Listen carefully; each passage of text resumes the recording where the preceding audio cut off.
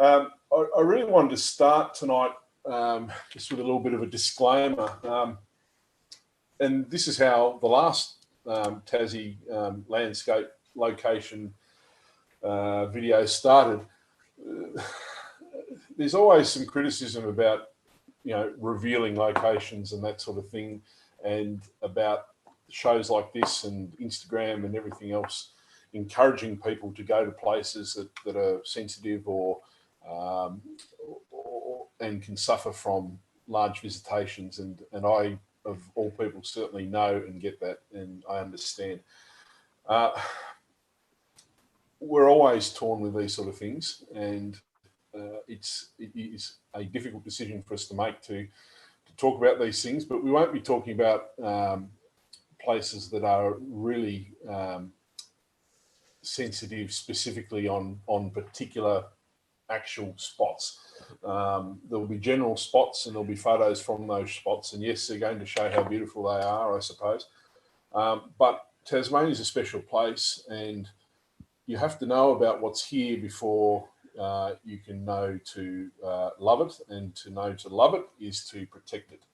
And spreading the word about these places in that regard is really helpful. I understand all the counter arguments, and I understand those that don't think that these sort of things should go ahead. But anyway, I'm sorry for the negative opening, but there's been a little bit of chatter in the last 24 hours, and I thought we'd just bring that up at the start. But yeah, I'm just my 10 cents on that, Nick. One, I'm secretly stoked that we kind of wanted to do a Nick show, and by default, it's probably going to be a Nick show because he wouldn't let us. So I'm kind of happy about that. Secondly, yeah, it's a very valid and significant and ongoing conversation that needs to be constantly addressed. And you need to check yourself all the time when you are choosing to post images about places in particular. You'll notice probably most of my career, if I do have any suggestion about where something is, it's very vague. It might be northern Tasmania or west coast, or and which is a needle in a haystack.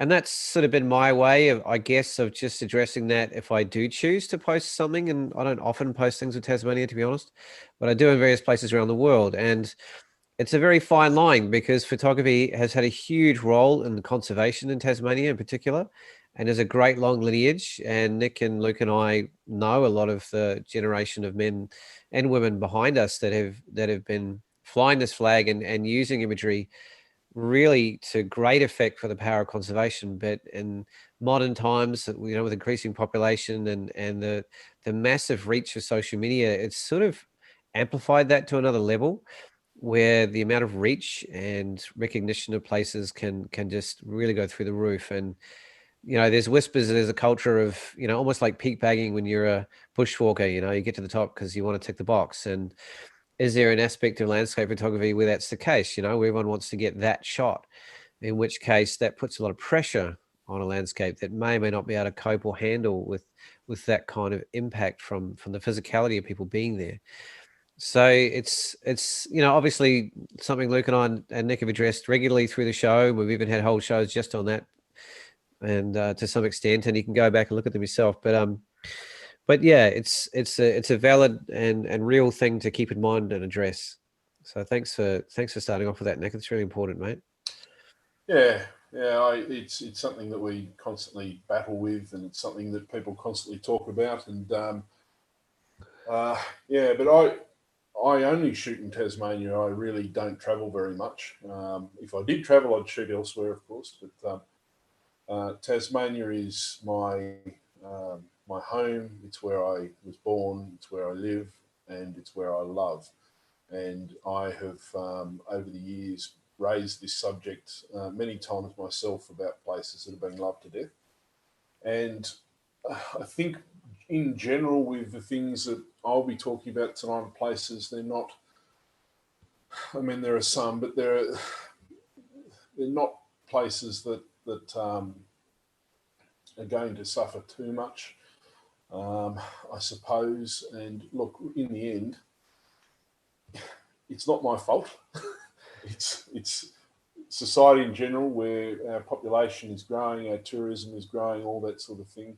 And I don't think there's anywhere for Tasmania to hide. And all we can do is advocate for these places and to show people that, yes, they are beautiful. And yes, it will probably make you want to come and see them. But when you see them, you will love them and you will want to protect them. And it is the pressure that comes from ordinary people on politicians in regards to national parks and World Heritage, the issues surrounding climate change, and all those associated things where we get things done. And the more people we have on side to help with that, the more likely we're going to get somewhere with it. And so certainly agree, Nick.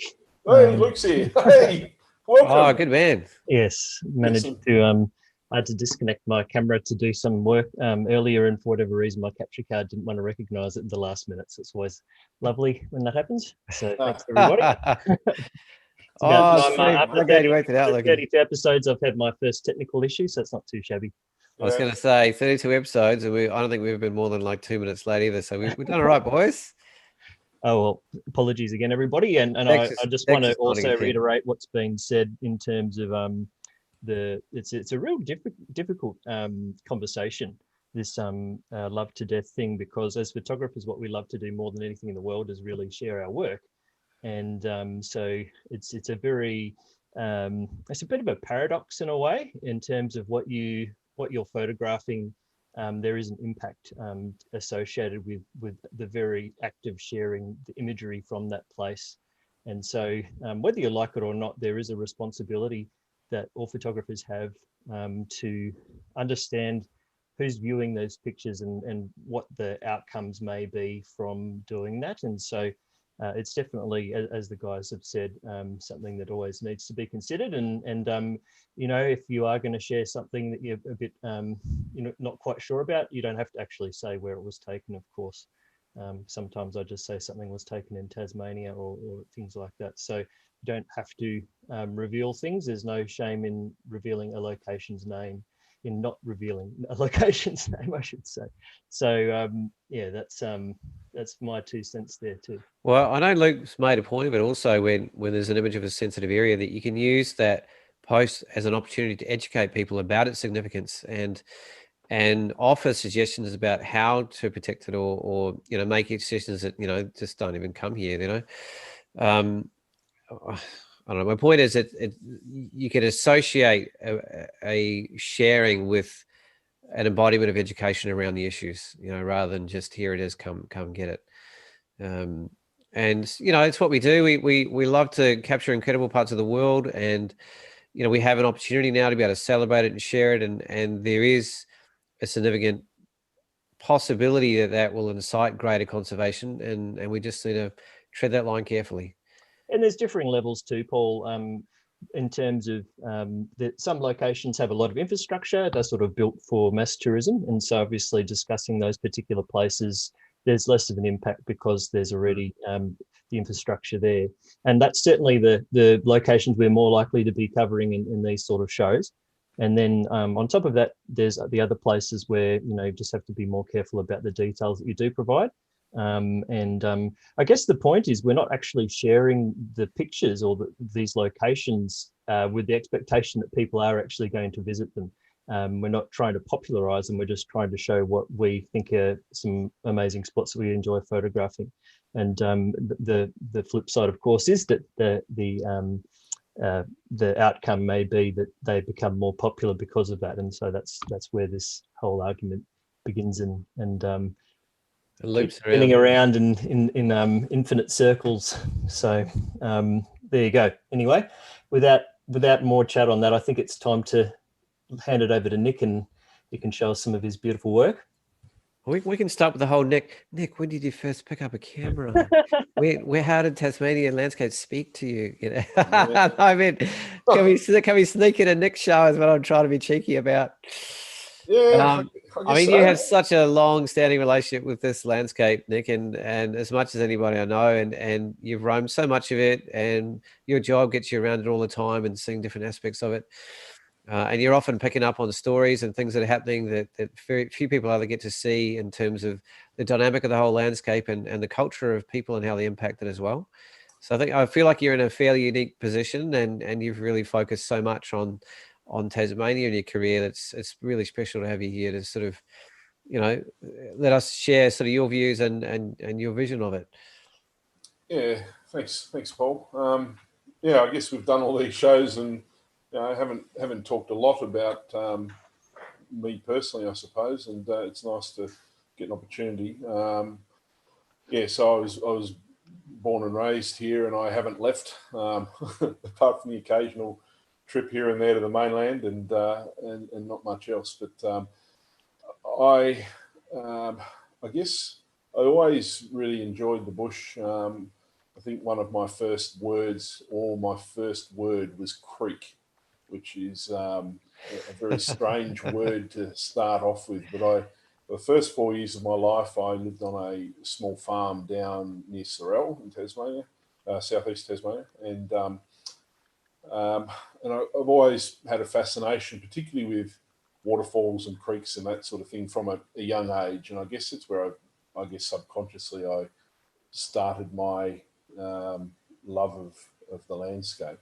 But in high school, I was given the opportunity to go on a bushwalk with some students from Rosny College. They were running an outdoor leadership course. I can't remember what the course was, but I did the course when I got to Rosny College. But basically, they took us on a bushwalk to the walls of Jerusalem, where the students led it, and they were being assessed by their teachers on their leadership skills, their navigation skills, and how they looked after the younger students. And I remember I didn't know anything about it really, and we went to get on the bus, and one of them hauled up my pack that my mother had helped pack me, and it was absolutely chockers full of crap and weighed a ton. And I was the only one that was picked out for it, and they said, right, this weighs too much, and they started chucking everything out of my pack, and I ended up losing about half my clothes, and I couldn't understand why I didn't need those clothes. And anyway, I soon learnt when we started walking across the Central Plateau towards the walls of Jerusalem as to why you need a lighter pack. But that was my first introduction really to bushwalking. I think I'd done a walk down to Southeast Cape, or Southeast Cape Rivulet, South Cape Rivulet with my grade 7 class the year before that. But yeah, my first real memory of wilderness was the Walls of Jerusalem trip. And I just loved it, and so I kept doing it through high school on these trips with college, and then through college I did outdoor leadership and did the same course, and did a bit of kayaking, which I didn't enjoy at all. I had a really scary experience doing some kayaking on the River Derwent, where I capsized and nearly got sucked under the old broken bridge north of Norfolk. It put me off kayaking pretty much for life. Because if I hadn't gone to my kayak, I would have been probably drowned. So I had to be rescued from being pinned against this old broken bridge and my legs getting sucked underneath. It was very, very scary. But apart from that, I just love the outdoors, and I joined the police. We've talked about it before, when I was 19, going on 20, and I sort of stopped doing bushwalking for a little bit. And then I was with a friend, Alan Moyle, who's a wonderful photographer. He's from Launceston originally, now in Melbourne.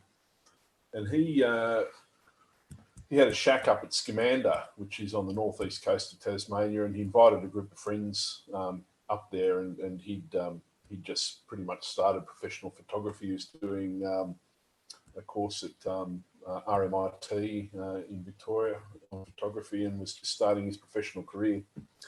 And he took us out to a place called Halls Falls, which is somewhere that I'll show you tonight. And he just took some photos with he had a new Fuji S2 Pro, which was basically a very similar camera, if not the same, to the Nikon D200. It was basically built the same way. It might have been the S3 Pro. I can't remember, one or the other. And he was showing us, he was taking some photos of the moving water there on the creek, and I'd actually brought up a camera that my grandfather had given me because I thought, oh, I might try this photography thing. It was a film camera, and I wasn't very good at it, but I watched what he was doing, and he was clicking the shutter, and he was getting all these beautiful smooth water effects, and I thought, gee whiz, that's easy. I should try that. Of course, I didn't realise it wasn't. It was harder than it looked. Certainly to compose a nice picture, but that moment actually sucked me into photography.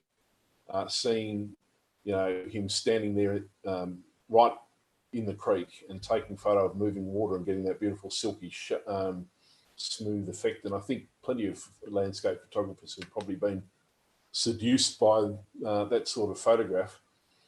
And within a few weeks, I'd purchased my first digital camera, and I haven't looked back from there. I actually went almost immediately to the walls of Jerusalem, bushwalking. I hadn't picked up a pack for about 2 or 3 years maybe, and went straight in there to try out my new camera, and had one of the scariest experiences of my life in some pretty soft snow up there. But I was hooked from that moment. That was 2003, I suppose. So I was 23 and so I didn't start that early with it, but the bushwalking certainly started in high school. Long story, I suppose. I don't know what else to say, Paul. Well, you sort of hinted at these crazy snow stories. I'm like, maybe you can sneak in a few stories as we go through, Nick. But obviously, it's developed and strengthened, and I feel like you've had a really significant role in terms of conservation, in particular in Tasmania, and a very, very strong understanding of the community and the people that are out there. And you've had a lot of association with different environmental conservation-based groups. And how did you sort of move into that part of your photographic career? I was very strongly influenced by the photographers we've talked about quite a few times on here, Peter Dombrovskis and Rob Blakers and Grant Dixon, Chris Bell, Dennis Harding, etc. And it was their photography that was everywhere. And so when I was doing bushwalking, even before photography, I was looking at their work. And I do remember quite distinctly when Peter Dombrovskis died. I hadn't heard of him, I don't think, before he died. And I was watching the news. I used to read the paper every day and watch the news, a real news junkie. And the outpouring of grief for his death was quite astounding. And it was then that I think I started really seeking out or noticing his name. I'd go to a national park, into a visitor centre or somewhere, and there was his name, and there was his calendars, and there were some books, and I really started noticing his work, and Dennis Harding's and Rob's in particular, just in visitor centres at national parks. And as I took up photography, I started reading more about their philosophies through the purchase of their books and their calendars and what they were doing, and it really struck a chord with me. But it wasn't really until I actually was into photography for a little while that I really started to appreciate the small things, not just the large vistas, but the small details, the things that make a landscape tick here in Tasmania, or I guess anywhere really, but the small animals, the plants, the way the landscape has formed over thousands and thousands of years, the Aboriginal people and the way that they had inhabited the landscape, and it really started touching me. And I think it was probably wasn't until 2008 or 2009 I really started thinking, I should be doing more with my photography to sort of protect these places or help protect. And so, I just started associating with people. And I guess when Rob invited me to do my first exhibition with him and with Wolfgang Glowacki in 2012, I really felt that I had something to offer, and that was a magnificent honour for me to be asked by Rob to exhibit with him. And I remember that.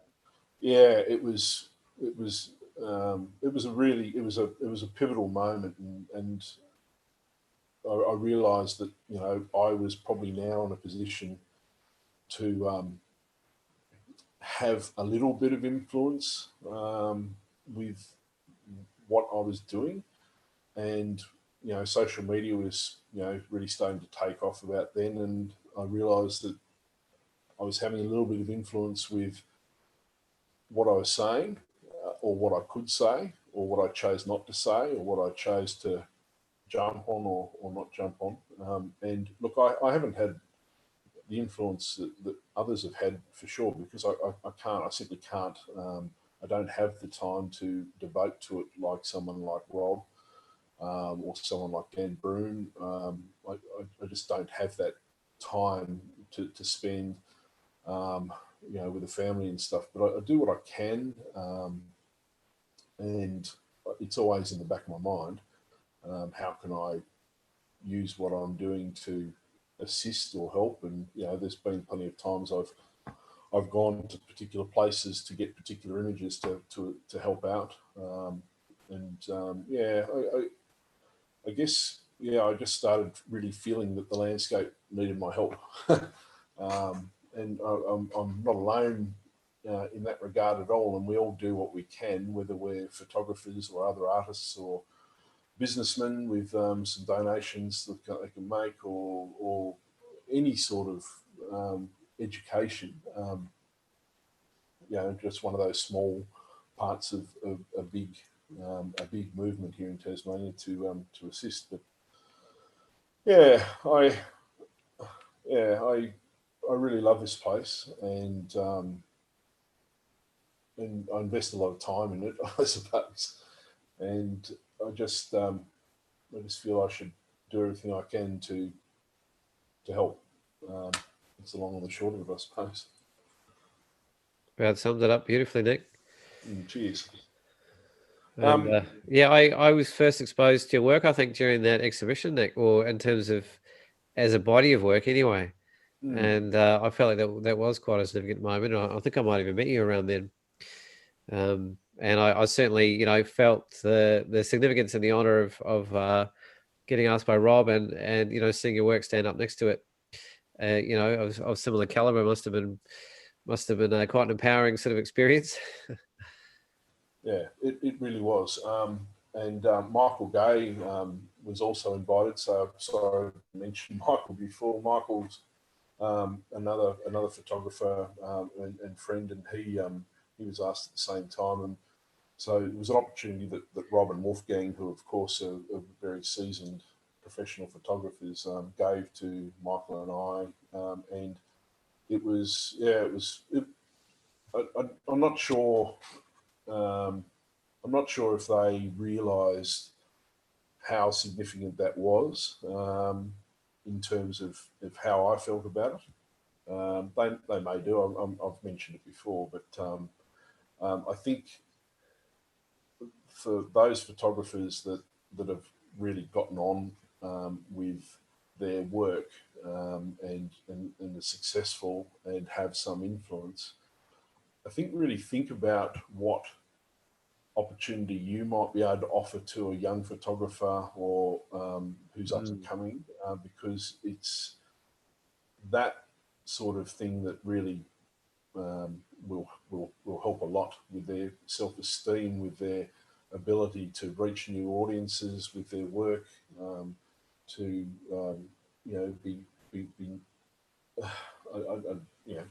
noticed, I suppose. I don't know if that's that's generally a good thing for everyone, especially if they're aspiring to be professional photographers. But I think those photographers that have been around a while, if you have a think about that, think about how you might be able to assist someone who's up and coming with just a bit of a boost along. And it's something that I'm thinking of myself. I'm thinking, what can I do to help someone? And there's a couple of people I have in mind that I should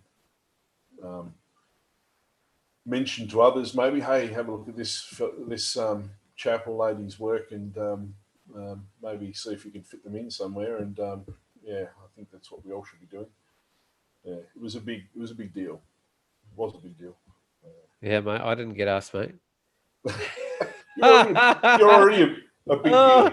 I remember that. I was like, fuck, they didn't ask me. I was like, who's this Nick guy? You're already a big deal, Paul. Oh, no, mate, Rob's never asked me. I've had a few cups of tea to his house, but he never asked me to exhibit with him, mate. I've always wondered. Like, I've done something right, Nick. Yeah, I don't know. I don't know. But anyway, it was very humbling and very helpful in terms of getting my name out there a little bit, I suppose. But I'm there are plenty of people at the same sort of photographic level as me that just sort of sit there and produce beautiful work and don't get that opportunity. So I feel very lucky that that's happened. But, yeah, you use that word sitting there and do the work. Well, I feel like that's exactly what you don't do. Is you get out and stretch those legs of yours, mate, to get to some pretty hard to get to places, and you carry the biggest, beefiest tripod I've ever freaking seen for someone on a multi-day walk, mate. Me and Luke just shake our heads going, oh my God, he takes that thing on these huge walks. And we're just like, well, what the hell?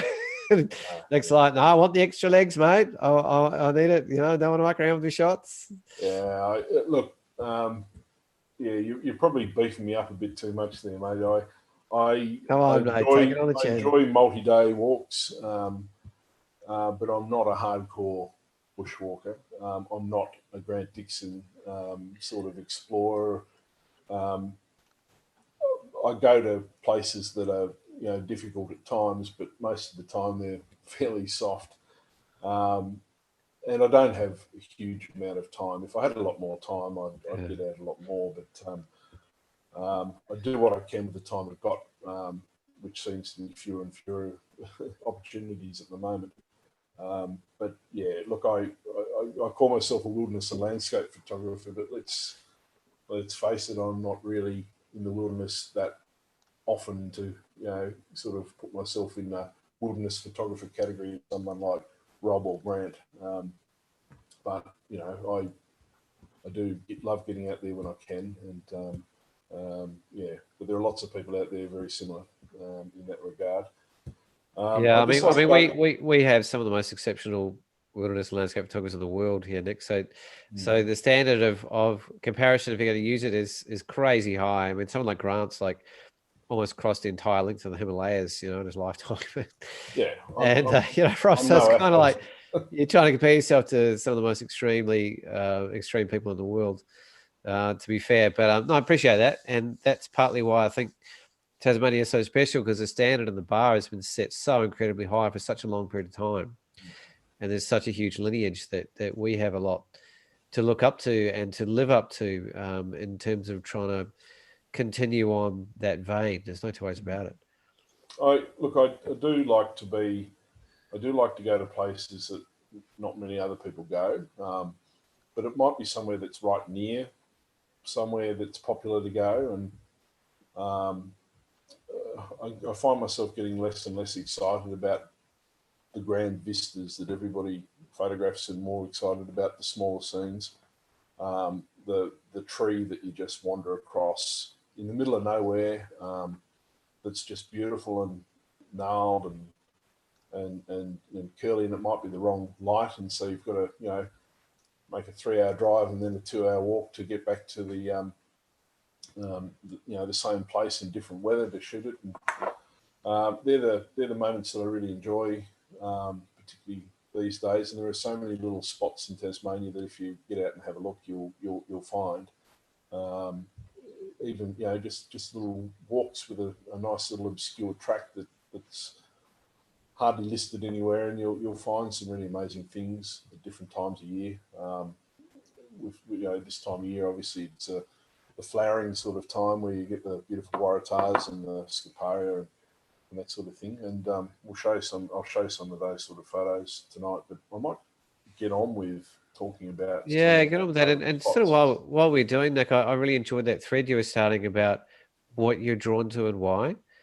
I think that could be nice to just maintain that conversation as we start going through some of your work. Luke might need to actually enable my screen sharing. I don't know what he's gone blank there. Is he around? Yeah, I just missed him. He just dropped out. I wonder if I can make myself a host. Looky Luke. We're going to talk about a few places tonight. The other ones were talked about by Luke and Paul last week, a few weeks ago. I was a bit disappointed that you talked about Crononia, Mount Wellington, which is obviously just behind Hobart and somewhere I spend a lot of time. So we won't be talking about that again tonight, but it's certainly somewhere that I really, really love. But we're going to be talking about the northeast of Tasmania, the Huon area. I live in the Huon area, and it's not there's wilderness areas down here, but it's going to be more about just what a nice place it is for a photographer to wander around. The Tasman Peninsula, I'm lucky to have a family shack down there, and so I spend a bit of time down there. Maybe a little bit about Mount Field, although I don't actually have a lot of material for Mount Field. And we might talk about the Walls of Jerusalem as well, having already mentioned it a couple of times tonight, although I am conscious of the detractors and their comments about drawing people into sensitive places, but we'll see how we go for time. I just made you a co-host, Nick, so you're good to go. Oh, right, cool. And Lucky's having a few techie nightmares, so we'll carry on with the Nick Monk show, which was I was always hoping it would be. All right, well, I'll just share screen to start with. What are you looking at now? You're looking at a map? Yeah, map Tassie. Map of the corner of the northeast, I should say. Very good, very good. Without those other connotations. Excuse me, yes. I'll start by talking about the northeast of Tasmania, and look, it's very similar to the Tarpine in terms of what it's got to offer, but in a different sort of way. It's a very popular place. It's obviously a little bit warmer and a little bit less wet on the northeast compared to the west coast, and it doesn't suffer from the winds quite as much. And the other thing is it's more developed. I mean, there's a lot more infrastructure, and certainly larger populations of people, etc., etc. But we've talked about Freycinet, which is obviously here, and Maria Island. I think the fellas talked about that a few weeks ago. So really, we're talking about the area sort of up this way here. So we've got, it's not showing up on the map, but we've got St Helens in here. Why is it not? Yeah, there we go. St Helens is probably the capital of the northeast as such. Zoom out again, just remember that St Helens is there on that that point there.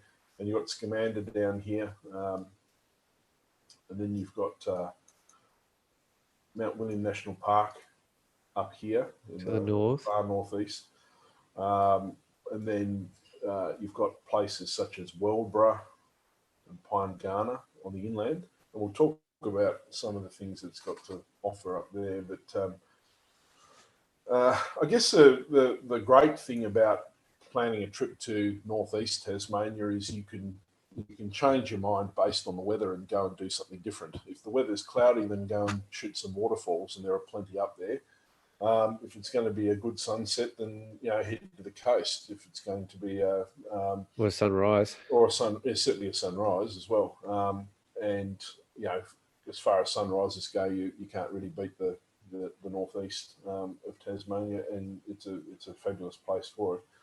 One of the more famous areas that people hear about a lot is the Bay of Fires, and you can see here is this general big bay here is the Bay of Fires. But when people generally visit, we're talking about the area down near Bindalong Bay. I might put the satellite on. Okay, so in terms of like what we're talking about at the start of the show, this is a heavily trodden area. Yes, it's very.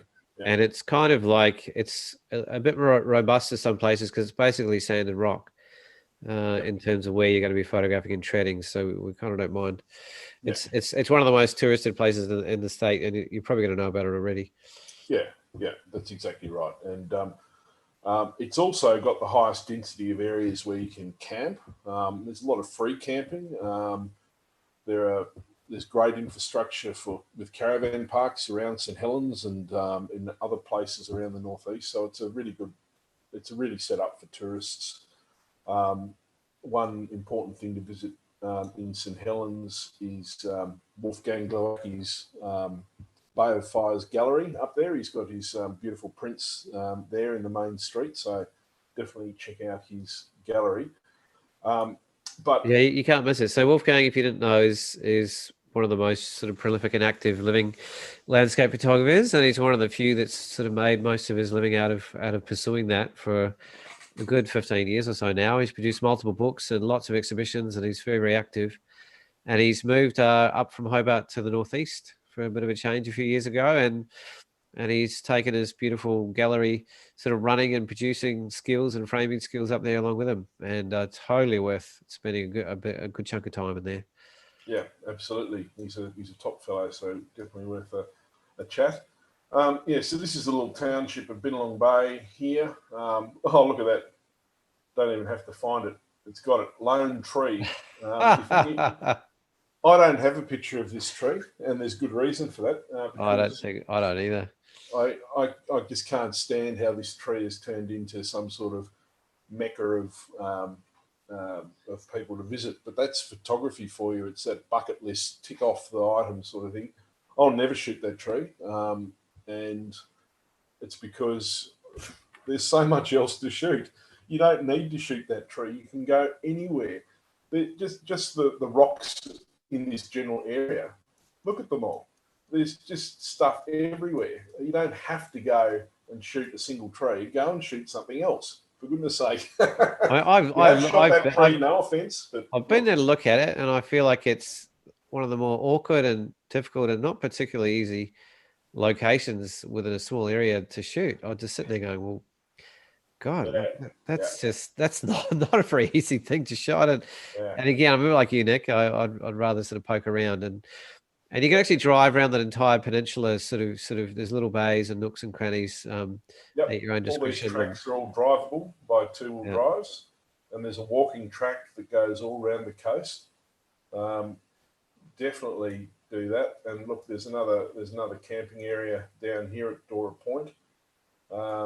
Beautiful woodland through here too. It'd be lovely sunrise if you got sick of shooting the coast, which I doubt.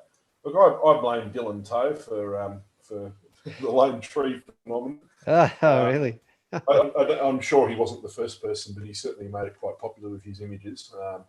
And that's not taking anything away from Dylan, but in fact, that's quite a compliment, I'm sure. But it's look, it's a beautiful spot, and I don't blame people, but there is so much more to shoot. If we go away from Bennelong Bay, this is where all the camping sites are up here: Generate Beach, Swim Cart Beach, Cozy Corner.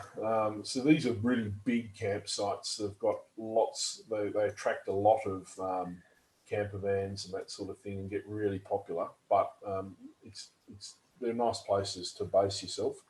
And all these, little points, and it's just wonderful. It really is. It's a sloop reef up here. I mean, just so much rocky coastline to explore. You'll never run out of places of things to shoot if you're there for a short time. And then further up, there's another huge beach up to the gardens, which is as far as you can drive at this end. But all the rocks around here are absolutely beautiful. You've got these little islands off the coast. So I'll just switch over. We'll talk about the Bay of Fires a bit more, but it's an obvious place to go. It's not overly sensitive, but I'll just switch to, how do I switch to new share? Go to screen one. Can you see the new screen? Not yet. Oh, there you go. You got Lightroom open now. Yeah. So if I just Yeah. So I'll just try and find a few shots from, the Bay of Fires, and obviously it's characterised by the orange lichen, which is absolutely just gorgeous. It's just a Well, I think the geology is really interesting, Nick, in that the very northeast tip of Tasmania and the split down the middle on the Half of Maria is the only place that you'll find granite in Tasmania. And it's an extension of the same kind of ground you get at Wilson's Prom that runs all the way through the Flinders and northeast chain and through the northeast tip of Tassie, but that's about it. Yep. And so it's not really something you find anywhere else. And that combination of temperature and environment tends to really really suit the lichen in particular, which is just above the high tide line. Yep. And it's just, I mean, it really is, this bright orange. It is ludicrous how saturated and beautiful the oranges are. And this is obviously at dawn. I shot this again recently, actually, almost exactly the same composition on a really dull day, and it worked out beautifully as well. I do have one shot from that day. Where is it? A little bit of humour. I don't know if you can see the humour in this photo, but it's something I like to sort of throw every now and again. But even on a dull, misty, mist day, you get some good, some beautiful colours. And here's the same morning. Really is a great place to shoot, even when the sun's not poking through in the morning. I mean, the variety is just incredible. You really, you can just. I love this sort of. You can sort of walk within 10 meters and come up with 15 different compositions. It's you can. In some places it's superb. Yeah, you can absolutely. It's the same rock as in the last shot there, but yeah, you just can't go wrong. I mean, it's just a magnificent sort of place. Famous last words. Yeah. It's just a great place to be, and as long as you're not stepping on the little starfish and that sort of thing, then you can't really do much harm by being there. So it's a nice place to sort of soak it all in and enjoy your visit for sure. But I'll just switch screens again. Where are we? Yeah, I mean that blue and orange contrast is so striking. I mean, I've wandered around there some days in broad daylight with a 10 stopper and had a ball and on a sunny kind of lunchtime just to do something different. Yep. I remember buying a print of Wolfgang's actually years ago, and it was the first time it struck me he had a long exposure with a rainbow in it, and I was like, how the heck do you do that? And it just struck me for the first time about the versatility of trying long exposures during the daytime. Yep. Or in less obvious times, and I don't necessarily put the camera away when the sun's risen up. I keep poking around and trying something else, and then like Nick said, if it starts getting grey, then you can head inland and move to the forest areas. I don't think people understand, and I actually didn't for a long time myself, Nick, and we'll get to this a little bit later, that the Northeast actually has huge pockets of forest and almost not quite rainforest level, but not far off it. And it took me 10 years before I even figured that out. And I personally haven't really explored too much of it yet either. So in terms of variety, Nick's actually not joking at all. Even though we'll get to those shots. I'll show you what it's like in the rainforest. There is true rainforest in the Northeast. And some pretty tall mountains as well as some higher areas that sort of have the rainforest in them. And you really, like I said, you can't go wrong. You base yourself around St Helens and you just do day trips to all these places, and you could spend a good couple of weeks up there and not have any, not run out of things to do. It really is magic. And I guess because you've got that central point, and then all these little towns where you can go to a cafe and have some lunch. You can support the little businesses along the way.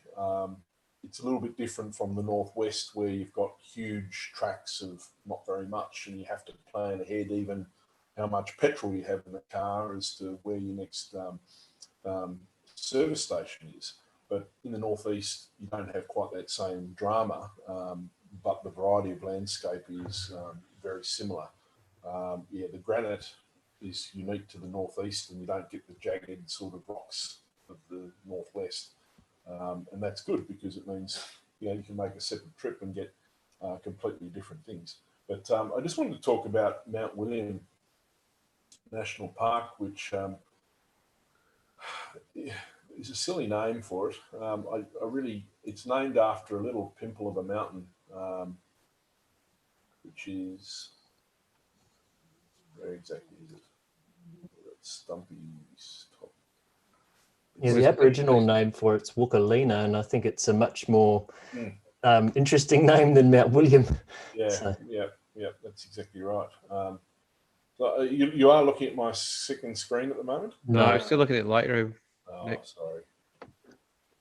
So Luke, I mean, Luke's is that better?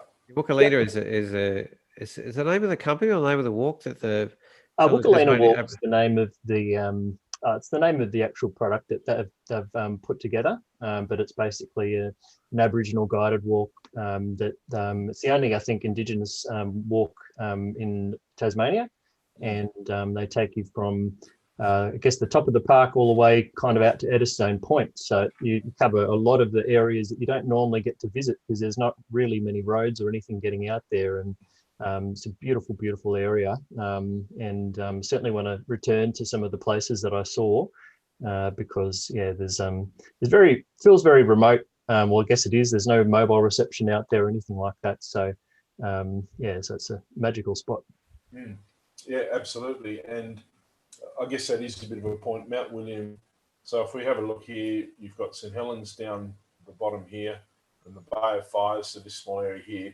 So Mount William National Park, we're talking above Anson's Bay, and we're basically talking the area between Anson's Bay and Muscle Road Bay. Muscle Road Bay is a beautiful shack community up there too, definitely worth a visit on your way. But there are two accesses, a north and a south access. So the south access runs from near Anson's Bay, and as you can see here, it goes to Larapuna, also known as Eastern Point. There's a lighthouse there, and there's a, you can just see the beaches. So that land is owned and run by the Aboriginal community, is my understanding, Nick. Yep. I think it's leased, but it's under their control. Yeah. It was a land handback. That's my understanding of it. And there's a beautiful lighthouse there, but that's a focal point for taking some photographs, and I've got some photographs of the lighthouse. But it's surrounded by, again, the beautiful granite and these amazing beaches. There's a shack community a bit further up here called Deep Creek, and there's a campground there, which I really enjoy. That campground, it's you have to pay to stay there. It's a national parks campground. It's not expensive, but you do have to pay to be there. It's funny, we're pretty spoiled here. I don't think people realise how much free camping there is in Tasmania and how much there isn't in most places in the world. Like, good luck finding a free camp in New Zealand, full stop. For instance, anywhere. And yet I've got books that, like 80 pages long of free campsites in Tasmania. We're very, very lucky. Yeah. And there's another point up here called Picnic Rocks. Now, it's in the wrong spot here. It's on the map. You might be able to see it says Picnic Rocks. Well, no, Picnic Rocks is actually halfway between Larapuna and Deep Creek. So on the road up there, you can't miss them. They're these huge group of rocks in the middle of that sort of come out from this little spit of land here, and they're just magnificent. I've got a photo of them. I'll bring up my photos of Mount William. Some of them. Just in the bigger picture, this whole area that we're talking about now is quite remote, as you can only get to by dirt roads. To get in and around the area, you've got to go inland and back around sort of a long way. So it's not sort of an area for, you want to be a little bit prepared out there. And also mobile reception's almost impossible to come by. I've had a few crazy adventures out there. I drowned my car trying to drive from to Ensigns Bay along a 4-wheel drive track once and managed to go into a hole deep enough to fill up my car up to my waist, and had to get rescued by some drunk 4-wheel drivers from Ensigns Bay that I spent 33 k's riding my bike to, and I got there at 11 at night. So it's sort of it's a little bit remote. Yeah, it is, and the road is often very corrugated, particularly just the little road from Larapuna up to Deep Creek, which is only about 3 kilometres long, that road, but nearly every time I've visited there, it's shatteringly difficult to drive on because of the corrugations. In fact, I actually cracked my windscreen driving on it many years ago. So you need to take it. The rest of the roads up there are sort of okay, depending on when they were last graded. But that one, particularly between Larapuna and Deep Creek, tends to be graded less often. So yeah, it's a nice spot to visit. A beautiful spot, and I've got on the screen now. Can you see that shot of Picnic Rocks? Yep, I can. Looking getting jealous already. Yeah, so that's basically what you get. It's just an afternoon light shot there. Just a beautiful spot on the beach. You know, if you want to go to somewhere, it's just beautiful and not too many people around. It's certainly a good spot. But we've got the does it work? There we go. Oh yeah, so this is looking towards the lighthouse, and great spot for sunrise, obviously. Look how calm that water is. Jeez. Yeah. No, it was a good morning that morning. Really nice morning. This one was taken the same morning.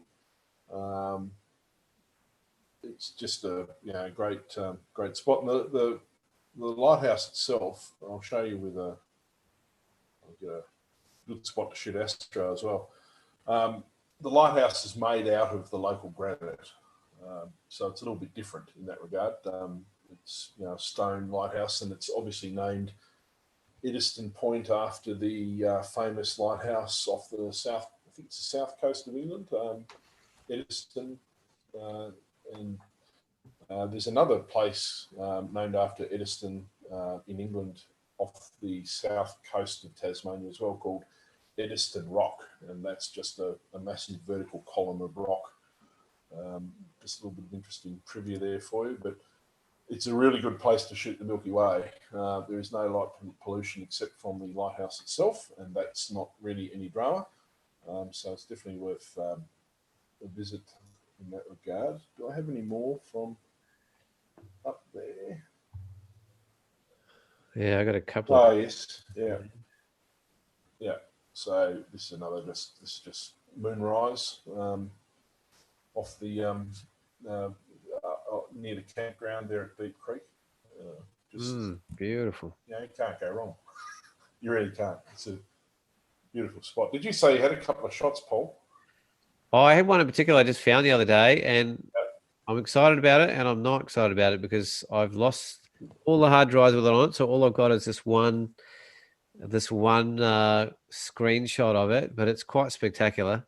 All right, well, look, I'll let you share it. How does it sound? Just the one shot. We'll get back to you because right, your screen share time. This is from the trip where I drilled my car and paid some sort of fairly heavy dues.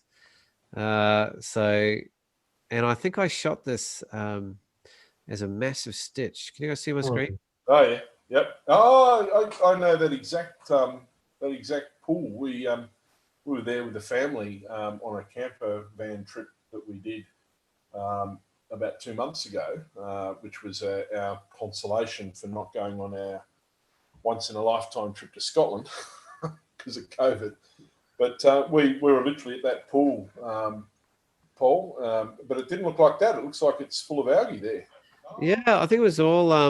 it's bioluminescence, by the way. It was probably late summer, and it was a lot of sort of, I think, seaweed that had just sort of melded and the heat sort of into the water, and it hadn't had a lot of rain for a long time, and it was just having a big build-up. And I think it was my first attempt at like a multi-row pano probably ever in Tasmania. And they're all gone, stolen, broken drives, whatever. All I've got is this screenshot left on my computer, and I just think I could print this at about 4 meters wide, I reckon, for I think it's like 25 photos or something blended together. But well, you could have, but you can't now. Is that right? yeah, but I can't It now. does look like bio, like that color anyway, but whether or not it is or not. It does look very much like Noctiluna or bioluminescence. Yeah, well, I guess I didn't hang around at night and splash around in it, but now that would have been a specky photo. yeah, with somebody running through there, it was definitely pretty smelly. I have to say that. Yeah, that's not you have to sort of poke around a bit to walk around the rocks a little bit to find little nooks and crannies. So my point is, that's not something you'll see, and it's not that obvious, but you know, you're not doing too much harm just by rock hopping around the place and having a bit of a look around. And no, not at all. You've got to do this probably at fairly low tide to get across some of the little sections to get out. Just behind that that rise, or the top level of the, basically where the lighthouse is, just between the green bit and the orange bit, there's a channel that you have to cross to get to that section there, and you can't do it at high tide, I don't think. So if you visit, I tried and don't recommend. Yeah, this is sort of there it is. You've got it there. It's a little detail of kind of close with that kind of it was just like melded some sort of algae and magic and weed. Yeah, it was pretty lovely. But you've got the channel there. I think this is that vertical here, I think, or close to it. So yeah, you can either jump across or wait for the right tide. Yeah, no, it's easy to cross further around, but yeah, poking. Oh, here it is. Yeah. So I was looking right at it. Yeah, that's it. Yep.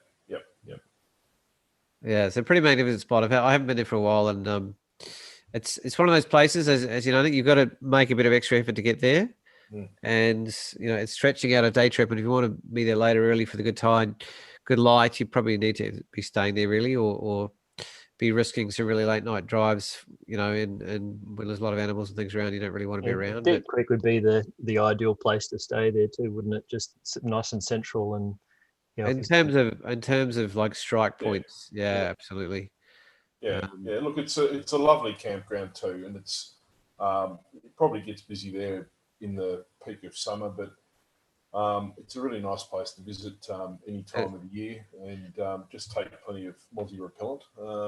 On Mount William as well. I recently photographed the Wukalina walk for Australian Geographic, and so early next year there'll be a story coming out around the Wukalina walk, and some of my pictures and things in that particular story. So keep an eye out in the Australian Geographic early next year. There'll be some more information or more pictures, I guess, to come from that. But yeah, that's pretty exciting. Does it start at where does it start? Well, the first part of the walk, they actually climb Wukalina, Mount William itself, and then from there, it's near a place called Stumpy's Bay, is where the first accommodation is, and then from there you walk down to Larapuna from there. So. So it's pretty much most of the length of the park. You don't really getting to the top end near Muscle Row Bay. Yeah, I'll put the screen share back on to the map. What are you seeing? The map? Have you got that up? Yep. Yeah, cool. So Larapuna, Eastern Point, and Deep Creek here. So the area we're talking about, Stumpy's Bay, is this area here. You can see the roads that come in. There's actually 4 campgrounds along here, and again they're paid campgrounds through national parks, based on a voucher honesty system. And please do pay your fees because that's how they're grossly underfunded, and so it's really important that we all pay all our parks passes and camp fees to at least give them a chance to be able to help preserve these areas. But what's interesting is there's the area here. I'll just zoom in a little bit here. It's called Forest to Kangaroo Drive, and the area I've actually focused in is basically a hangout area for forest to kangaroos. and they only hang out in a few spots in Tasmania. They're mainly Narrawantapoo National Park up on the north coast, here at Mount William, and I'm pretty sure they're on Maria Island as well. But this actual area is, if you're a wildlife lover, that spot at sunset is a great spot to sort of lie on your belly and photograph the forest kangaroos. Really, really nice spot. But probably a wombat or two as well. Yeah, absolutely. It's a, it's a beautiful, it's just a beautiful spot, and there's some wonderful banksias, really gnarled, sort of twisted banksias as well along there. When I did the walk, there was a lot of orchids around as well, which is quite pretty. Just looking through a lot of different wildflowers. Yeah, and this area here at the bottom. So this is the fourth camp here, or there might be the Days area. It might be. There's camping here and a Days area. But this area of coast along here is spectacular as well, really beautiful and worth a look. But we might move on to talking about some of the, because we've really churned out some time, so we'll keep moving. Start talking about some of the forested areas. I'll come back to the map and just give you a quick overview. So, if you head west from St Helens, you'll go towards an area called Pinegana and Goulds Country. So if we see here, we've got Goulds Country, Pinegana, Blue Tier Forest Reserve, Wellborough, St Columba Falls State Reserve. They're probably and Mount Victoria Forest Reserve. So this big area here is a lot of farmland through the roads that you travel, but it's there's a lot of very tall forest and rainforest in these areas too, and a bunch of waterfalls that are worth visiting. It's also a really popular mountain bike area now. There's a couple of really popular mountain bike starting points from the Blue Tier Forest Reserve, but well, the whole Northeast is turning into one of the great like meccas of Australia, and St Helens has just opened a huge bunch of new parks. There's now a track that goes all the way from the Blue Tier out to the Northeast coast at St Helens, and the hub at Derby, which is a little town there, Scottsdale, which is a beautiful free campsite right next to the river, has some of the best mountain biking in the world, actually. Yep. And we're very, very lucky to have it as a resource. So I spent a lot of time up there. Yep. So there's a bunch of mountain bike trails around Derby, and there's a bunch around Wellborough, and there's a bunch up in the Blue Tier. So it's really opening up from the mountain biking point of view, which is drawing a lot more people to the area. What impact that has, I'm not sure. I do know there's a very active conservation community up in the Northeast. And I think the mountain biking is really helping with protecting those or trying to get those areas protected, because if you start looking at the plans for logging and what's already been logged up in the area, there's an awful lot that has been already taken away, and there's a lot more on the drawing board. So it's becoming it was a real battlefield around the Blue Tier in the early 2000s, and there was some wonderful work done by conservationists up in that area, but it's sort of heating up again now. Just in terms of heating up, Bob Brown's just been arrested twice for trying to protect some of the swift parrot habitat in the Northeast. That's literally today, I think. Yeah, and yesterday, so that's actually was down at near Swansea, so in this Eastern Tiers Forest Reserve. So it was basically in this area in the centre of the map. Dry sclerophyll forest, most of it, and big trees. And big trees are what swift parrots need for their breeding habitat. They need hollows in trees.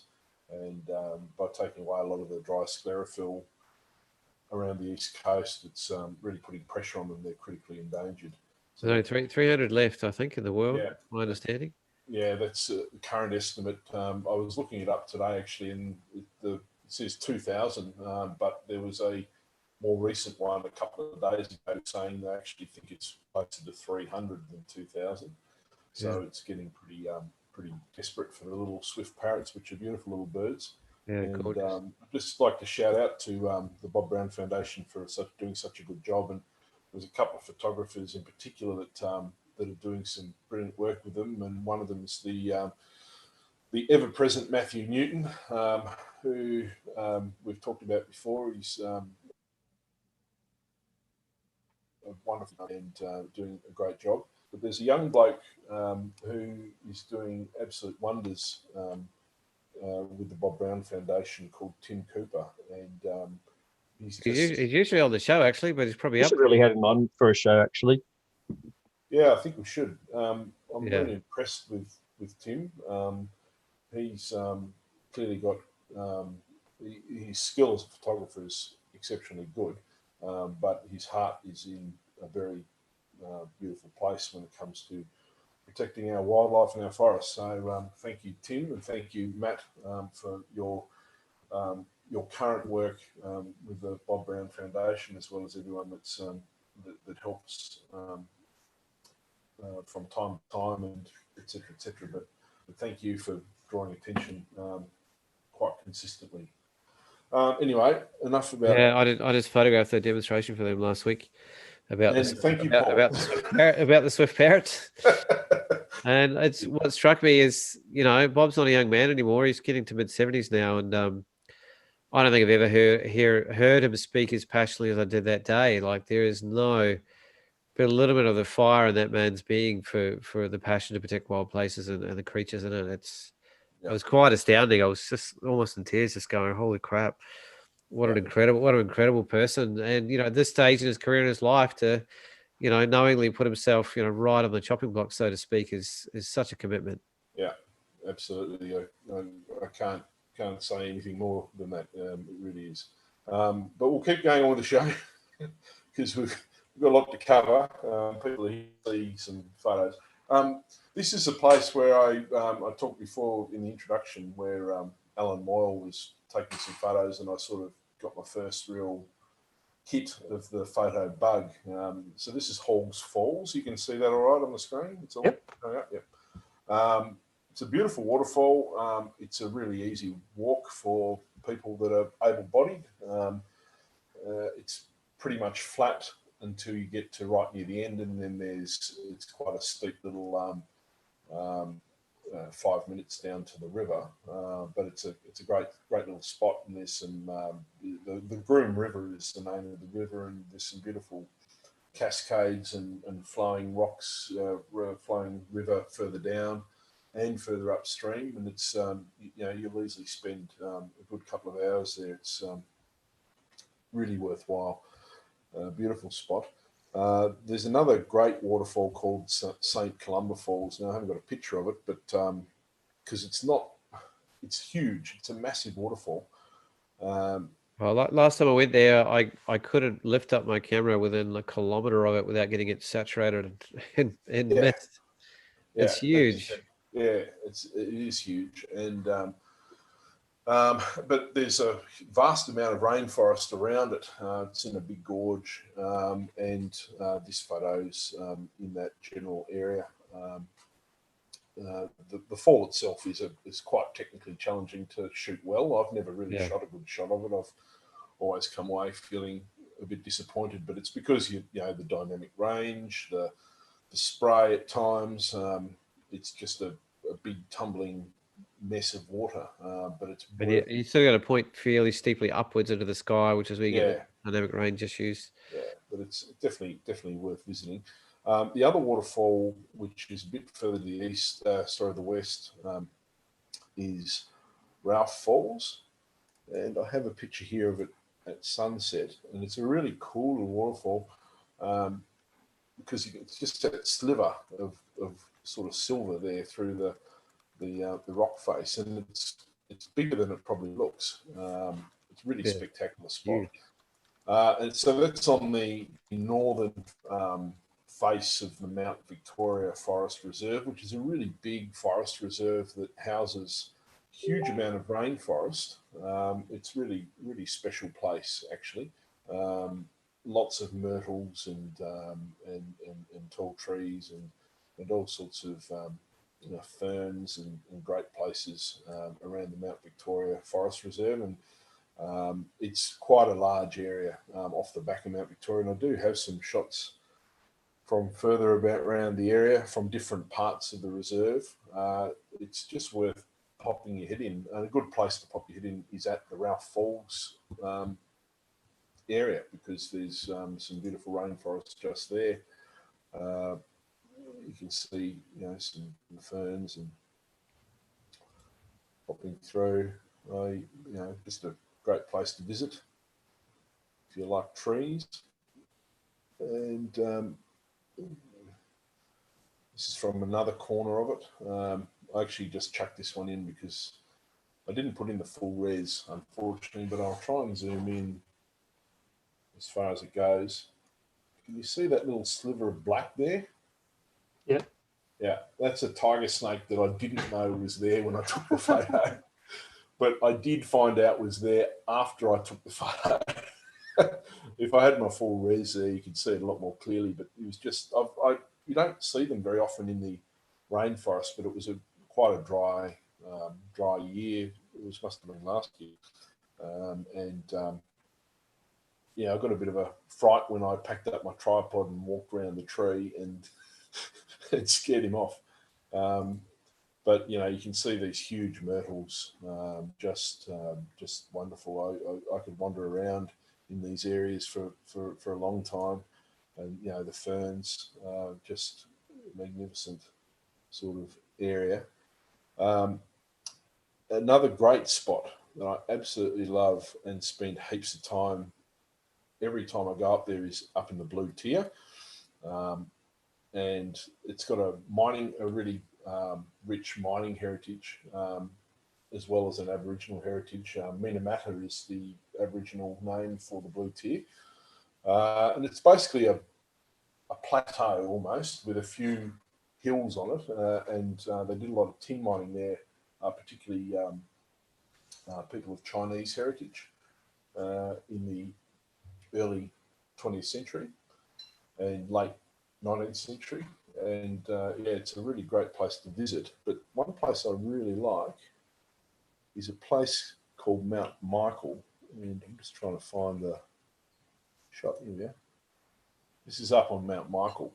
And the walk itself is about maybe 20 to 25 minutes to this point. And you go from the start of the walk, you go over an old tramway over it's a bridge now, over a sort of a sluice sort of area where they've diverted the creek. I can't remember exactly what it's called. And then you just plunge into this amazing rainforest that if you keep going along the track, along another track, you could walk for days. But it just suddenly, the track turns to the west and you climb for about 5 minutes, and then you're on top of this amazing granite outcrop where it's got all these beautiful shapes, and you can see all over the place. It's one of the tallest, it's not quite the tallest, but it's one of the tallest points on the Blue Tier. I'll bring up the map again just so I can show. How do I share it? Oh, here we are. Yeah. Keep forgetting. All right, so it should be back on the map. Not yet. No, we are. Yep. Yeah. So basically, you go through a place called Gould's Country. You turn off, and you go through Lotta. There's a couple of turn-offs that'll get you to the same place. And this sort of lighter green area up here is towards the top of the Blue Tier. There's a bunch of little walks up there that range from boardwalks through to scrambles and longer forest walks, but definitely go and have an explore. And this is Mount Michael here. It doesn't look very mountainy, but it is. and there's a, this is the sort of the granite top up here, and you just walk 20 minutes max, and you're on top of the world after going through the most magnificent rainforest. It's just a beautiful place to visit. You can't do much harm if you keep doing the loop, which is a bit more difficult because you've got to scramble off the side of those rocks that I just showed. Then there's some an open cut sort of old mine that's all overgrown through there. It's definitely worth having a look at. There's Poimena Hill, which is a bit further round, and Australia Hill, which is a lovely little circuit. They're all just small walks that you can do up there. You just have to bear in mind that it is the start now of some mountain biking. You zoom in here. I'm not sure how old this, but these are, there's a couple of hubs there where the mountain biking starts. I think that track along there is, that's a mountain biking track, I think. It goes all the way to the coast. Is that the one that goes to St Helens? Yeah, all the way to Bay of Fires. Yep. Yeah, I haven't done it yet. I'm looking forward to it. It was closed last time I was up. No, that's not the track by the look of it. That's just another loop there. But it leaves from there, and it just shoots through rainforest, and then it heads into the dry sclerophyll, and then all the way to the coast. It's about 42 or 48 kilometres or something, something mental like that. It's really quite lengthy. So there is the traditional blue tier track that leaves from there as well, which loops back around to the west and then south. Yeah, and down to Wellborough. Same area. I'll unshare that. Yeah, so just be prepared to find some trailers full of bikes and things up there on regular occasions over summer. Yeah, exactly. It's a great place to visit any time of the year. Just trying to see what else I've got from up there. This is up on the blue tier.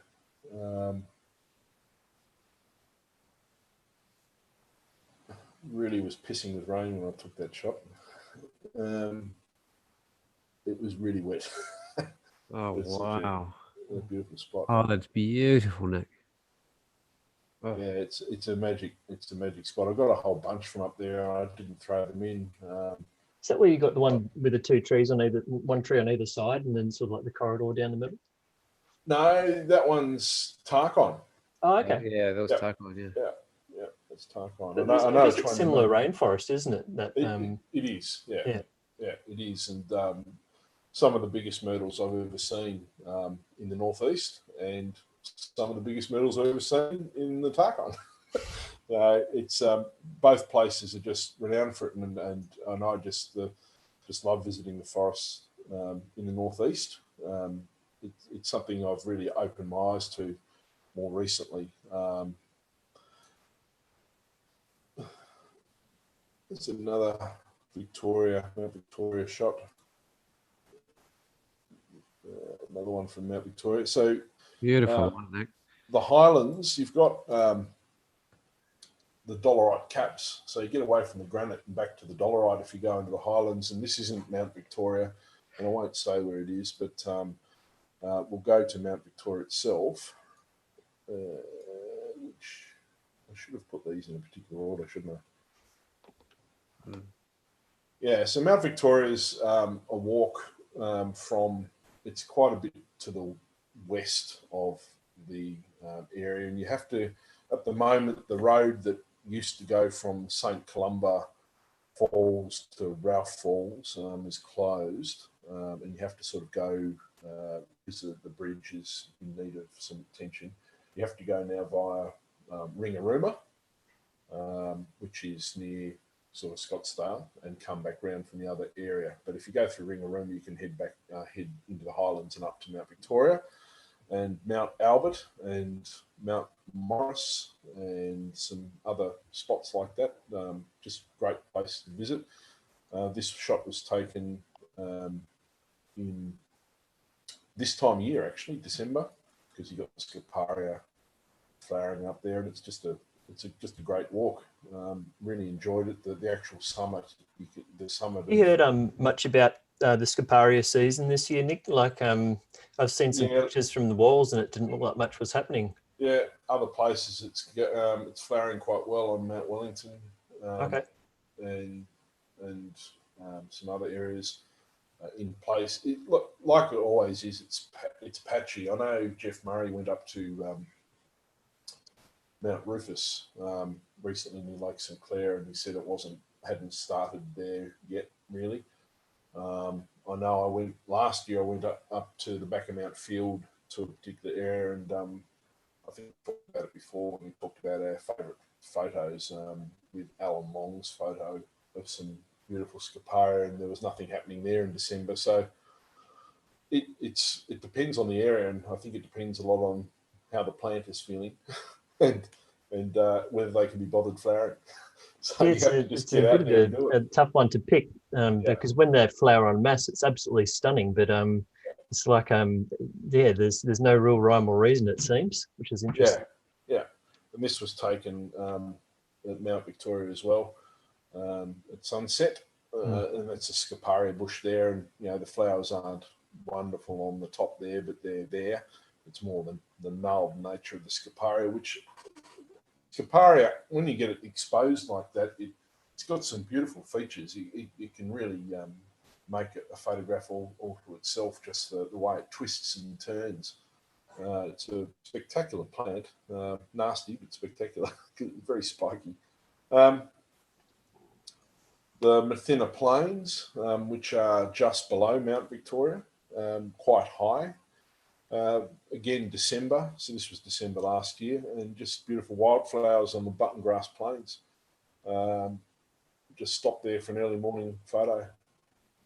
I just camped nearby in a tent, and just a magic area in general. We might. I'll just mention another spot that's really good.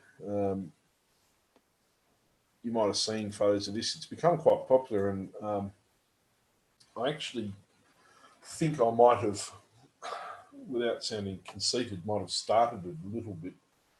I took this photo 5 or 6 years ago. Now, this is Mount Paris Dam. Now, Mount Paris Dam is near Weldborough. If you look up Mount Paris Dam, you'll get directions to it. I won't bother getting the map up again. But it's an amazing spot. It was a dam created to, dam this particular creek.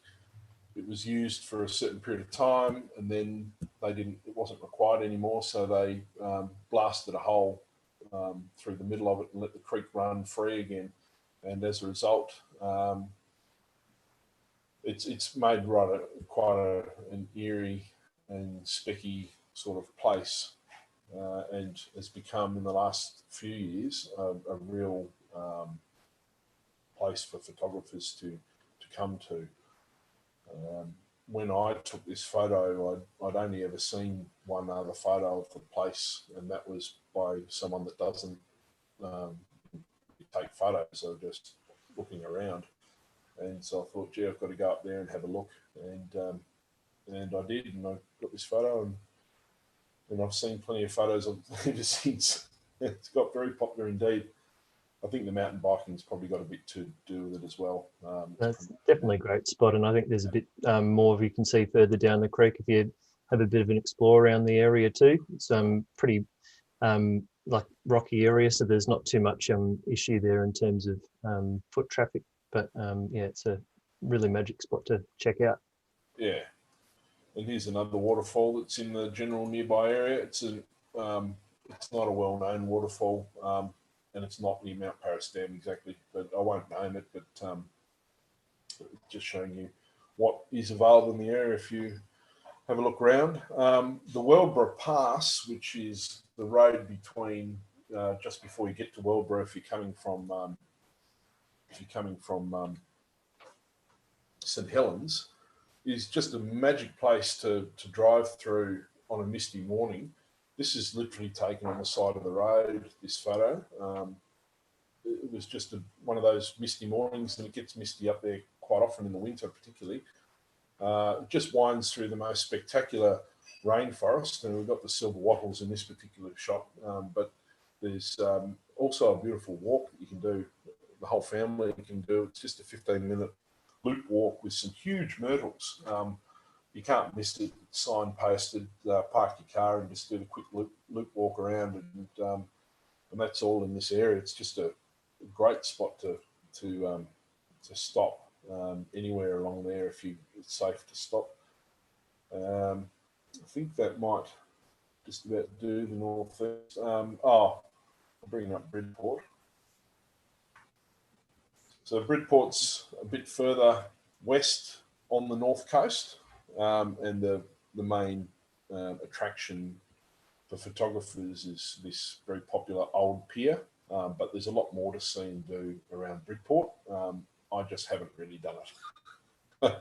So I was visiting here with the family only a few months ago, and just happened to get this shot, which I really enjoy. And then I didn't know this was going to happen, but I had the full moon rising directly over the piers that night. It was a bit orange like this because I think there was a bit of smoke in the air from a bushfire at St Helens. And someone actually said, "Oh, I reckon you photoshopped that because you can't see the moon's reflection." Well, I didn't, and just after this, the moon reflected really well, but I think the smoke repressed it there. But, it's the dunes in the background, is it? Yeah, so there's a whole bunch of big dunes. There's two very famous golf courses near Bridport. Yeah, I was going to say that. Barnbougle. Luke and I flew over them coming back from Flinders. They're pretty. Yeah, Barnbougle and the Lost Farm. So they're around these dunes in that sort of general area. There's a huge beach, just massive beach that runs all the way along from Bridport up to Tomahawk. So yeah, it's a place where recreational vehicles often go. Four-wheel drives and trail bikes. I haven't photographed in the dunes themselves, but anyway, I just sort of throw that in. We are really, really pressed for time, so I'm going to move on to the next. I can see a part 3 coming up, boys. Oh God, yeah, right. We're going to move on to Tasman. I'll quickly unshare, have a look at the map. I'll make it quick because it's 9:05 already. What is going on? Just too much info in there, Nick, for you to get out. That's the problem. I'm happy with it. Part 3 myself. Yeah, once I start talking about, we can do a part 3 for sure. Once I start talking about an area, it's pretty hard to shut me up. So the Tasman Peninsula, you've got Hobart over here. You can see the map all right, can you? Yep. Not yet. You got the map? No. What the hell? Oh, that one. I think my wife just said, that next one, that other one. Thanks, wife. No worries. So can you see the map now? Nope. There we go. Yeah. Oh, you got it. It was just delayed by my. There is a good 5-second delay between it. Yeah. Okay. All right. This is the Tasman Peninsula. Most people would be familiar with it. It has the old penal settlement of Port Arthur. Zoom in here. And is not in the right spot. It's over here. I'll just let it catch up. But Port Arthur Historic Site, the most visited tourist attraction in Tasmania. And with some good reason. It's a lovely place to visit, and I'm very lucky that just south of Port Arthur we have a family shack, and I'm very lucky that 5 minutes drive we have this beautiful area down the bottom. You can see Remarkable Cave.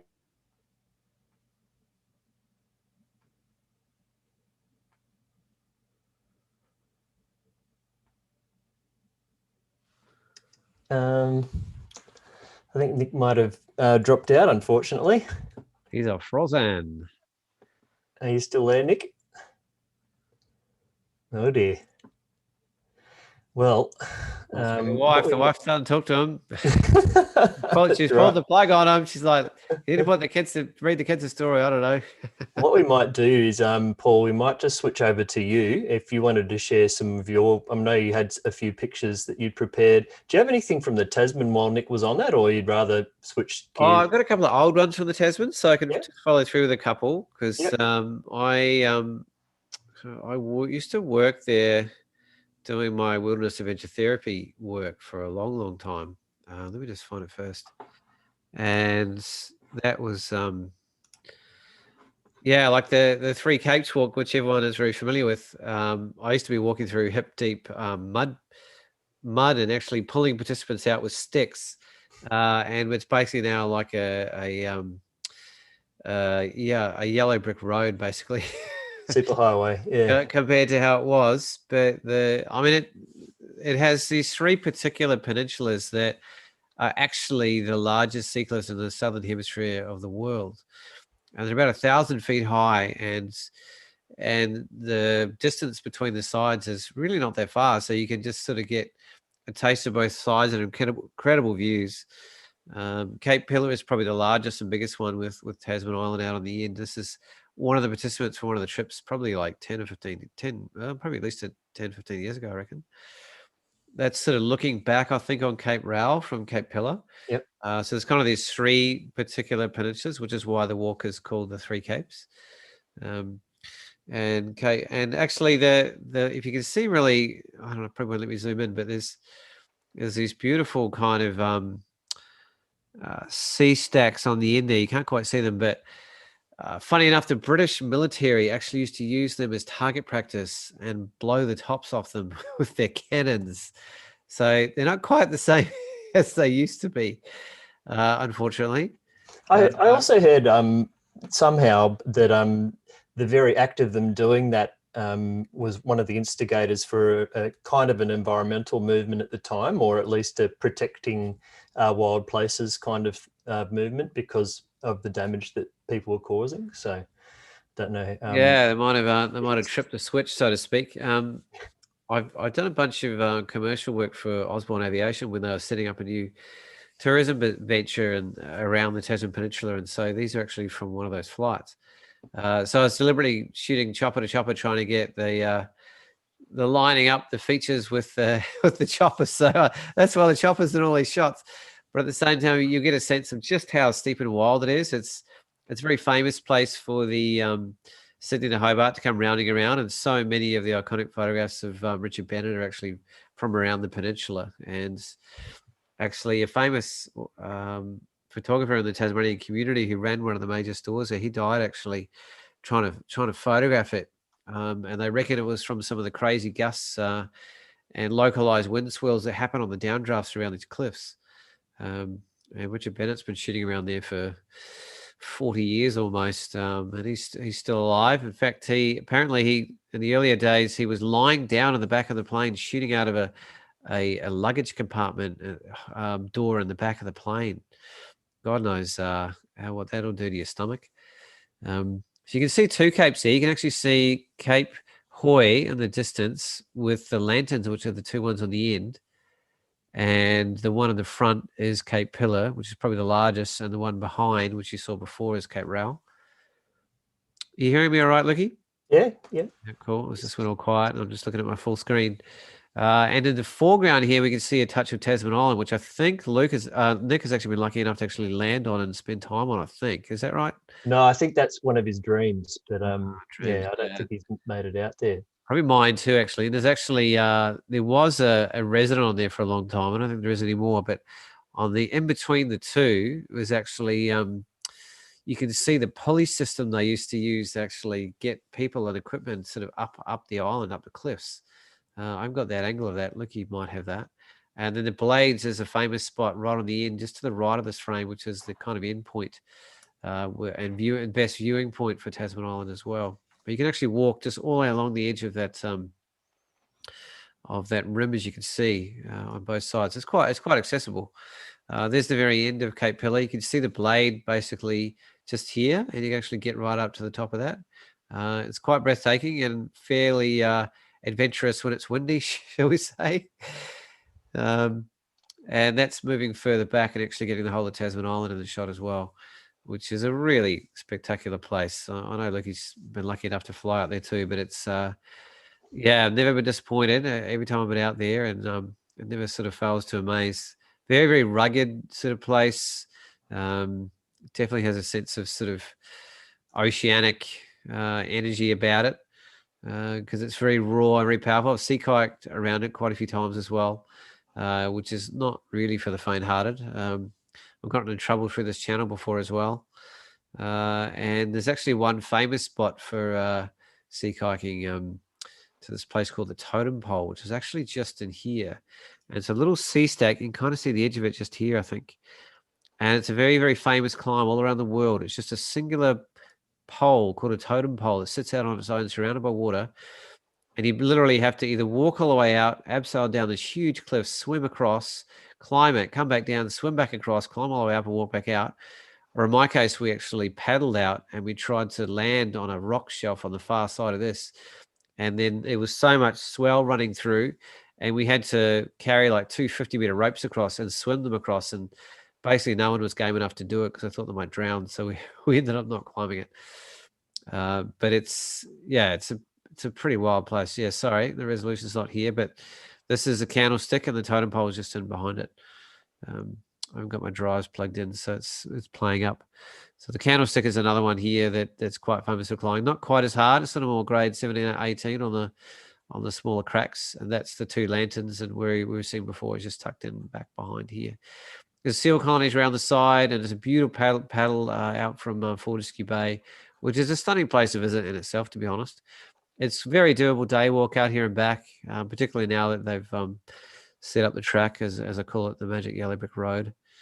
Again, another shot from another moody shot from out the Tasman there, but you get a bit of the sense of the lay of the land. I know Lukey's probably spent a lot of time at Tessellated Pavement and other places, another classic spot closer back to Eaglehawk. But again, that gives you the sense of the capes and just the ruggedness of that. It's quite flat on the top of them. It's not sort of a steep up and down walk necessarily, but yeah, superb place to spend some time. Like, did you have any stuff prepared? I can keep going, but I was just didn't want to whip past Tasman, and if you didn't have some stuff that you might want to share too. Yeah, well, I do have some. Unfortunately, my video has got, I don't know what's going on tonight. Oh, mate, it's like a last man standing around here. I've got the Canon R5. It's coming through with the goods. I have no idea. I think my problem is that I've built a new computer, and the my video capture card's plugged into a USB port that's shared with a USB drive, and so when I've been accessing that drive, it actually kills the feed, which is not very handy. Anywho, I can still share screen at least. Text yourself. So I'll just share a couple that I've taken here, and now hopefully you can see my rather. There you go, beautiful. So that's my take on the same shot that you're looking at. But yeah, definitely nice to do this sort of thing early in the morning, just so that you get that beautiful sunlight coming in on the side. And we had a cloudless sky when we did it, so that certainly makes it nice. And then this is one from actual Cape Pillar itself, looking back, and you can actually see Cape Rail there in the distance. And you actually walk in all along this way to actually get into the Three Capes track. So get into Cape Pillar there. So, and then I think I have one more here as well. This is Cape Hoy. So that's looking sort of in an easterly direction, and I think that's called Hippolyte Rock there. Yeah. So just using a really long exposure there to smooth out the water in the foreground. What time of day is that, Lucky? That would be, I believe it's just after sunrise. the sun would be coming off this side. It was quite a sort of cloudy morning. I think I was hoping for a lot more. I was also hoping to shoot it at night as well and all sorts, but I've never really been able to get a shot there that I've been totally happy with. It's quite a mission to get out there. A lot of stairs. If anyone has actually done that before, it's definitely quite a it's a bit up and down. It gets the heart pumping, put it that way. So, but it's definitely worth the effort. There's no doubt about that. Yeah. So Can you fellas hear me? Yeah. You're back, Nick. I'm back. I'm sorry. Everything just dropped out.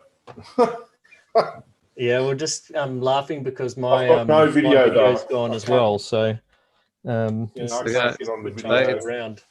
It's the Cannon boys are last on their standing, boys. The R5 is just coming through with the goods. I just wanted to rub that in. I'm just using my phone, Paul. Yeah. I can't see you, Nick. Not an $8,000 egg fryer. That's it. Yeah. Oh, mate, I'm allowed my toys. Tools for the job. All right, I'll pass it back. So you can still share the screen, Nick, if you need. Please do. Oh, we lost him again. Oh dear. God. Kids off the internet. You're able to share screen, Nick? Kick the kids off the internet. That old chestnut. Oh, it must be the bane of so many parents' lives during COVID, especially. Oh my God. How's your bandwidth? Right. Can you hear me? We can hear you, Nick. I'm sorry. Like try like we've got plenty to carry on with, Nick, so don't feel stressed, mate. If you yeah, it's telling me my bandwidth's low. I don't know. We've only got 10 minutes left anyway, so if you want to pass the buck and get ready for part 3, then it's all good, mate. Well, we'll have to do part 3, won't we? Because I've covered one area. Yeah, well, Next is excited for part 3. might have to do a whole series of. We've got a smile from Anthony. He's like, yeah. I think would be could do its whole own show. I think. What a disaster. I'm so sorry. No, it's all good. In fact, we've done pretty well. Like I was saying, 32 shows. Tech-wise, we've done pretty damn well, really, I think. So at least I'm fairly impressed with ourselves. We can say that. I don't know if everyone else is, but I am. Yeah. And we've got Dexter's approval for part 3, guys. So he'll be doing the graphics for us. So that's a good sign. He's got 3 fingers up. All right. Do we have one final spot that we want to look at, Paul? Well, a couple. Let's not ruin all the other shows because I've got heaps for the. I'm happy Tasman Peninsula. I put together some fresh ones today from an area that we kind of talked about last week, so I don't mind just brushing over that just because. Let's do that. Let's go through that. It's a brig wide brush, and I was literally just editing them today. So it's been one of those kind of vague area type things. So we've touched on the grand old Southwest, and really, when you get an opportunity to fly over that place, it's, I've walked in it over the years. I think the first thing I ever did was actually do a 15-day walk in the Southwest in Tasmania when I got here 22 years ago, and I got a taste for it. And I haven't done anything like that for so long that I've kind of almost forgotten the vastness of it, and just the huge tracts of land that are out there that just kind of disappear into Hobbit land. And I just got another reminder of that this year. And I just wanted to me, it's kind of the beating heart of what makes Tasmania so unique. It's why a third of the island is World Heritage Wilderness, is mainly this huge Southwest tract. And it's not very often that I've had the opportunity to see it from the air and to cover a large area of it in one go. And it was just such a magnificent reminder of the range and style of vegetation, the incredible biodiversity out there, the kind of richness of space that exists in this sort of landscape that, just is so timeless. And I just really reminded me just how wonderful it is that, the great scientists and conservationists of the world have acknowledge this landscape as one of those precious on the planet, which is why it has the highest protection of anywhere on Earth. And as much as we're sort of fighting for areas like the Tarkine, which have very, very similar values and a similar level of biodiversity, and they're competing with that modern thirst for resources in terms of mining and forestry, it's, you know, I just felt really proud that we do have this incredible jewel. I think that's actually the Franklin River down there, and I've never seen that river from the air. I don't think that and to know that I've done that journey and that Lukey's actually literally did that just a few weeks ago. That's just how remote it is. Like being down in there and knowing that if something went wrong, it's like a 6 or 10 day walk trying to climb up this stuff and getting out of there. Like it's so remote. That's easily one of the great wilderness adventures in this part of the world, if not the purest in Australia. And I guess pure is that word. It just feels just so raw and so open and so vast and so wild and so precious, I guess. And its ruggedness is really quite prevalent. And it just has this, I don't know, just ancient feel about it. You know, it's not a young landscape. It's a very worn landscape relative to, say, the mountain ranges of Aotearoa, New Zealand, where I'm from. You know, people say they're really similar, but geologically, they're actually not. New Zealand is very young and very, what's the word? Very, very sharp-edged and very glacial, whereas the Tasmanian mountain ranges are actually really worn. And it's the dolerite that's very, very, was actually well under the original surface of the earth that has remained strong enough to handle the erosion over the sort of millions of years that it's been eroded down. And that's the tips of what we see in most of the bigger Tasmanian peaks. And it's just once you get into certain areas in the southwest, you know, there's just layer upon layer upon layer, and you just don't even know where you are anymore. It doesn't matter. You're just sort of transported back in time. I don't even know where I'm going anymore. And to be perfectly honest, I couldn't name a lot of these peaks and a lot of these places. You know, if I got out a map and really thought about it and spent a bit of time, you know, I could probably figure it out. But I actually enjoyed this time just getting lost in it, actually, and just feeling like it doesn't matter what age or time it is. I almost felt like, you know, I was feeling like I was going to see dinosaurs roaming around on the ground underneath me or something. The other thing that's pretty prevalent too out there is you definitely still see evidence of fire and I guess the more recent fires that have come through, and there's always that ever-present reminder of the global warming and climate change, I suppose, that's causing more lightning strikes out there and therefore more damage to the landscape, I suppose.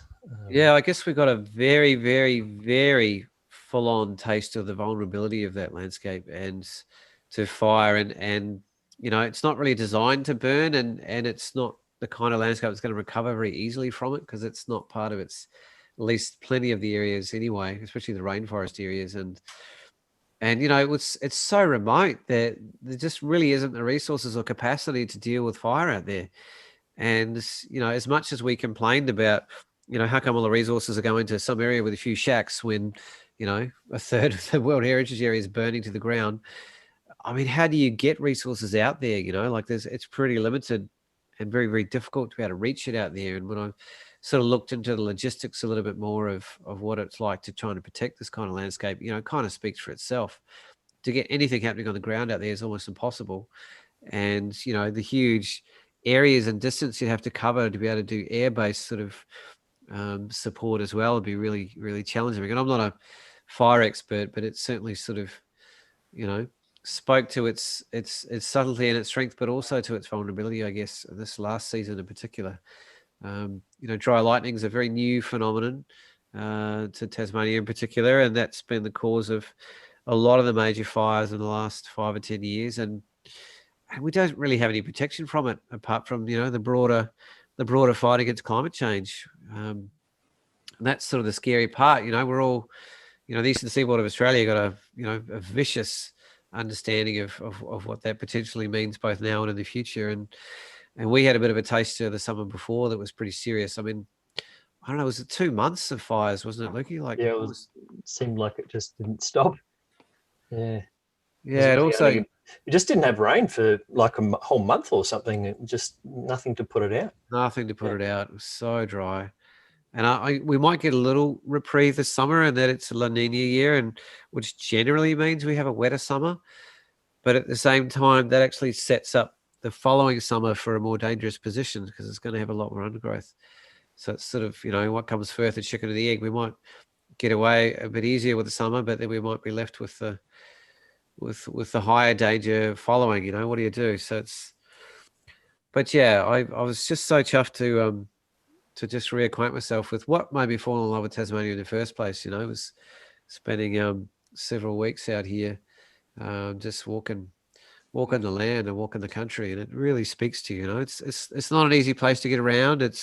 The scrub's really gnarly, and if you go off track in particular, you've got to have quite a few clues about navigation, and you get a very intimate relationship with scaparia and other things as well that you may or may not want, but it's part of the deal when you head out the southwest. They kind of joke about there's Australian bushwalking and then there's Tasmanian bushwalking, and they're in a different league, mainly because of the difficulty of particularly walking off track in Tasmania.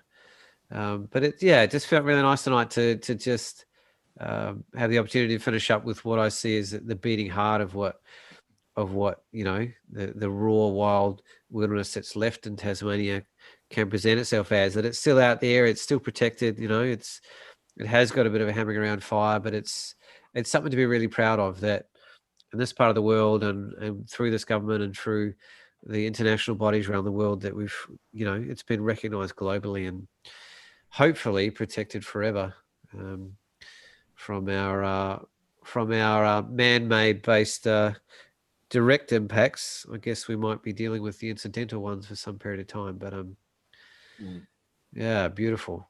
Well said, Paul. I am a little bit annoyed that technical issues have led to you throwing in another aerial shoot, and particularly that particular aerial shoot. You'll know why. That's all right, mate. But they're beautiful shots, mate. What a trip you had. It's really nice. It's really nice. But it looks like we're going to have a part 3 favourite Tassie landscape shots, because I literally got through one part of the 5 that I had lined up. So excellent. I think we'll have to revisit that soon. At least it's prepared and ready to go. I'm just talk a bit much. That's about it. So yeah, we're going to wrap that one up. Yeah, look, I think that's probably time to leave it there. I think we're going to have to review some of our processes for next time, just to make sure that we don't have so many technical problems. It's a bit. Well, it's kind of interesting because we were doing the same process most of the time, but look, he's just got us built a supercomputer. Yeah, I built a new computer, and what I've realised is that the USB ports must configuration, if you've got too many things on the same, I guess, hub area on the computer, that this overwhelms the amount of bandwidth, and obviously it's cutting out my video card, so capture card. So now I know about that. That's great. It's great to figure these things out when you're live, isn't it? It's awesome. So I'm super impressed you did. I was sitting there at about 7:32 going, oh, this is going to be interesting. I'm here by myself at the moment, and I can't even remember how to make the YouTube go live, so I was like, and then Loki pulls a miracle out of the hat and gets it working. And then Nick finally pops up, and 7:35 we're saying g'day. So I was pretty impressed, boys. No, we got there. Look, yeah, I think look, thanks to everybody for persisting tonight, and definitely we'll be back with some more Tassie goodness in the future. In terms of the episode plan, with Christmas very, very close to us now, I think we might have a break for a couple of weeks. And that's and if we can find some pre-recorded content or other things, we might drop that on the YouTube channel in the meantime. But yeah, just want to wish everybody a Merry Christmas and a Happy New Year. Thanks so much for being with us in 2020, and we're really happy to say that we'll be back in 2021. And we're really, we've got heaps and heaps of things to cover off still. So there's more in the tank for sure when it comes to that. Can I add something to that, Lucky? Yeah, absolutely. So I actually reached out to Tim Cooper while we were on the show, and he actually put his hand up and said he'd be open to doing a show with us. So awesome. I'm quite excited about that. We Excellent. mentioned it last week that we've been in discussion with a couple of incredible US photographers that I was actually meant to interview on Monday, and a COVID issue came up and one of them had to race away and help somebody. So that in a perfect world, that hopefully will still happen, and we might try our luck by actually trialing one of those interviews during the Christmas period at the same time that we'd normally have a show. So that would be our first attempt at that. And as I said, that might be the only way we can get US photographers on the show, because it's literally 3 a.m. over there during our show. So it probably won't ever work live. We're nudging Nick to tap some of his UK mates on the shoulder, because there's some obviously phenomenal photographers in that part of the world, and Nick's friends with a bunch of them.